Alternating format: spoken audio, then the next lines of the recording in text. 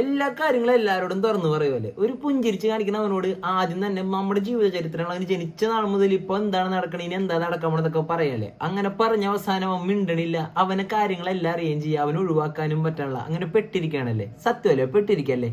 അവന് ഒരുപാട് പേരുണ്ട് പഹയ, ഒരുപാട് പേര് ഇവിടെ ഉണ്ട്. അതുകൊണ്ട് ഞാൻ പറയുന്നത് വെച്ച് കഴിഞ്ഞാൽ പുഞ്ചിരിക്കണവരുടെ മുമ്പിലോട്ട് അല്ലെങ്കിൽ ചിരിച്ച് കാണിക്കുന്നവരുടെ മുമ്പിലോട്ട് നമ്മുടെ ചരിത്രങ്ങൾ വിളമ്പരുത്.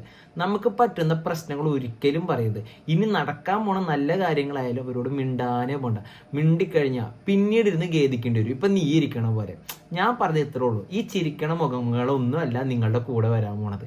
ഇതാരും നിങ്ങളുടെ കൂടെ വരാൻ പോണില്ല. അത് ഒരാൾ നിങ്ങളുടെ കൂടെ നിൽക്കാൻ പോണില്ല. നിനക്ക് ആരുണ്ടാന്ന് വെച്ച് കഴിഞ്ഞാൽ നീ തന്നെ ഉള്ളൂ. എനിക്കാരുണ്ട്? ഞാൻ തന്നെ ഉള്ളൂ. പിന്നെ നിനക്ക് വല്ല സങ്കടം ഉണ്ടെങ്കിൽ വല്ല സന്തോഷം ഉണ്ടെങ്കിൽ നീ ആരോട് പറയണമെന്നറിയോ? ഇതേപോലുള്ള ഒരു റൂം നിനക്കുണ്ടാവും. അതിൻ്റെ ഉള്ളിൽ നീ പറഞ്ഞോ, ഒരു ഫോണിൻ്റെ മുമ്പിൽ പറഞ്ഞോ, അല്ലെങ്കിൽ എഴുതി വെച്ചോ, ഒരു കുഴപ്പമില്ല. പക്ഷെ അത് ആരും കാണിക്കുകയും ചെയ്യരുത്, ആരോടും പറയരുത്. നിന്റെ ഹാപ്പിനെസ്സോ നിന്റെ സാഡ് ആയിട്ടുള്ള കാര്യങ്ങളോ ആരോടെങ്കിലും പറഞ്ഞു കഴിഞ്ഞാണ്ടല്ല. നീ ചിരിക്കണ കാണുമ്പോൾ അവരറിയാം അവൻ ഇത്ര ചിരിയോട് കൊള്ളൂലല്ല, അവൻ കരയാനുള്ള സമയമായി എന്നുള്ള ചിന്ത അവന് പറയും. നീ കരഞ്ഞോണ്ടിരുന്നെങ്കിൽ അവൻ ഇനിയും കരയട്ടെ, അല്ലാണ്ട് അവൻ ഇനി ചിരിക്കട്ടെ എന്നാരും പറയാൻ പോണില്ലടാ. അങ്ങനെ ഒരു കൂട്ടുകാരനോ കൂട്ടുകാരിയോ ഒരാളും നിങ്ങളുടെ ജീവിതത്തിൽ ഉണ്ടാവൂല. ചിലപ്പോൾ ചിലർ പറയും എനിക്ക് അത്രത്തോളം ഇൻറ്റിമേറ്റ് ആയിട്ട് ഒരാൾ എൻ്റെ കൂടെ ഉണ്ട് എന്നൊക്കെ പറയണവരുണ്ട്. എടാ മോനെ, നിങ്ങളോട് പറയാനുള്ളത് ഇതൊന്നല്ല ജീവിതം. ഇങ്ങനെയൊന്നല്ല നടക്കാൻ പോണത്. ആ പറഞ്ഞവനൊന്നും നാളെ കഴിഞ്ഞ് മരുന്ന് അവൻ്റെ സ്വന്തം കാര്യം വരുമ്പോൾ സത്യം പറയാല അവൻ അവൻ്റെ കാര്യം നോക്കി പോവും, അവൻ്റെ വീട്ടുകാരുടെ കാര്യം നോക്കി പോവും, അവൻ്റെ പെണ്ണിൻ്റെ കാര്യം നോക്കി പോവും. നീ അവിടെ അപ്പോഴും ഇങ്ങനെ വാ വിളിച്ചിരിക്കും. അവനന്ന് ചിരിച്ചു കാണിച്ചല്ലേ. എൻ്റെ എല്ലാ കഥകളും ഞാൻ അവനോട് പറഞ്ഞല്ല. അവനെ തിരിച്ച് മറുപടി എന്നായിരിക്കും പറയാ?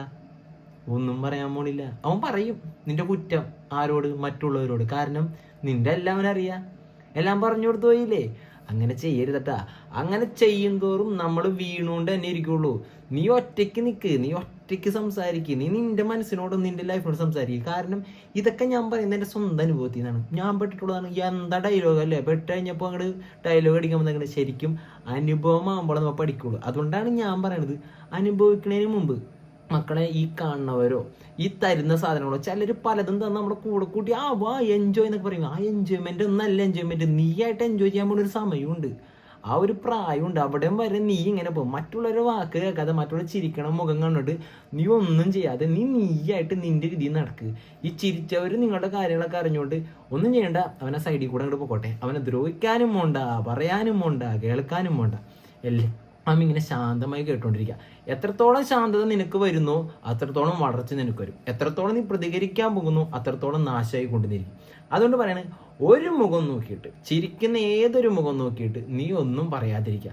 എന്തെങ്കിലും പറഞ്ഞ് കയ്യിൽ നിന്ന് പോയി കഴിയുമ്പോൾ പിന്നീട് അതിനെപ്പറ്റി വേദനിച്ചുകൊണ്ട് ഞാനിതെങ്ങനെ തിരുത്തും എൻ്റെ കർത്താവേ, എൻ്റെ മാതാവേ, എൻ്റെ ഉണ്ണീശോയെ, അല്ലെങ്കിൽ എൻ്റെ പുണ്യാള, എൻ്റെ അള്ള, ഇങ്ങനെയൊക്കെ എല്ലാ ദൈവങ്ങളെയും നമ്മൾ വിളിക്കേണ്ടി വരും. അപ്പോൾ അതുകൊണ്ട് പറയുന്നതാണ്, ഇപ്പം ഞാൻ ചിരിച്ച് കാണിച്ച് എൻ്റെ അടുത്ത് വന്നിട്ട് നിൻ്റെ എല്ലാ കഥകളും എന്നോടൊന്ന് പറയാൻ നിൽക്കരുതെന്നാണ് വീണ്ടും ഞാൻ പറഞ്ഞുകൊണ്ടിരിക്കുന്നത്. അങ്ങനെ പെട്ടിരിക്കുന്നവരാണ്. നിങ്ങൾക്കൊരു കാര്യം പറയാനുള്ളൂ, ഇനി പെടാൻ പോണവരാണെങ്കിൽ, ഇപ്പോഴും ഇങ്ങനെ പോണവരാണെങ്കിൽ നിങ്ങൾ പറഞ്ഞു ഒഴിവാക്കടാ, അങ്ങനെയുള്ള കാര്യങ്ങൾ ഒഴിവാക്കുക. നീ കൂട്ടുകൂടി പലയിടത്തും പോക്കോ, എന്ത് ചെയ്തോ, പക്ഷെ നിന്റെ എല്ലാ കാര്യങ്ങളും പോയി മൊഴിയരുത്. നീ അടുത്ത് എന്താ പോണി? ഞാൻ കാനഡയ്ക്ക് പോകാൻ. അപ്പം തന്നെ ആ കാനഡ പോയിട്ട് ഒരു അട പോലും നിൻ്റെ കിട്ടൂല. നീ എന്ത് ചെയ്യുമ്പോൾ ഞാൻ ബാങ്ക് ജോലിയിലാണ് ചെയ്യാൻ പോണേ. എത്ര സാലറി ഉണ്ട്? 40,000 രൂപ സാലറി ഉണ്ട്. അടുത്ത മാസം നോക്കിയോ നിന്റെ ജോലിയും കളഞ്ഞ് നീ വീട്ടിലിരിക്കേണ്ടി വരും. അതുകൊണ്ടാണ് പറയണേ, നിങ്ങൾക്ക് നല്ലതാണെങ്കിൽ എല്ലാം കുറവായിട്ട് പറയാം. അപ്പോൾ കുറവ് വരുമ്പോൾ അവന് എത്ര സാലറി ഉണ്ട്? 10,000 രൂപയ്ക്കാണ് ചോദിക്കുകയാണ്. 10,000 ഉള്ളൂ. അപ്പം നീ രക്ഷപ്പെട്ടു. അവനെവിടെ? കാനഡയിൽ. PR ഒന്നും ആയില്ല, അവനൊന്നും ശരിയാവണില്ല. ആയില്ല ദൈവമേ, എൻ്റെ മോനാവോ. ഇങ്ങനെയൊക്കെ പറയണ കുറേ ആൾക്കാരുണ്ട്. ഞാൻ കണ്ടതും ഞാൻ കേട്ടതാണ് നിങ്ങളോട് പറയുന്നത്. അതുകൊണ്ടോ പറയണേ മക്കളെ, ഒന്നിനെയും നമ്പിക്കൊണ്ട് മുമ്പോട്ട് പോവരുത്. ഒന്നും പറ്റിയിട്ടൊന്നുമല്ല, എനിക്കൊന്നും പറ്റിയിട്ടൊന്നുമില്ല. എൻ്റെ മുമ്പിൽ കണ്ട കാഴ്ചകൾ ഞാൻ പറഞ്ഞെന്നുള്ളൂ. ഞാനിപ്പോഴും നല്ല വെടുപ്പോടെ തന്നെ നല്ല രീതിയിൽ തന്നെ ജീവിക്കുന്നുണ്ട്, ആർഭാടത്തോടെ അല്ല, സമാധാനത്തോടെ. അത് നിങ്ങൾക്ക് വേണമെങ്കിൽ ഈ പറഞ്ഞ കാര്യങ്ങൾ നിങ്ങൾ കേട്ടോ. ഇനി നിങ്ങൾക്ക് എന്തെങ്കിലും അറിയണമെങ്കിൽ എന്നോട് ചോദിച്ചോ, ഞാൻ തന്നെ പറഞ്ഞുതരും. അപ്പം എങ്ങനെ സുരക്ഷിതാവല്ലേ?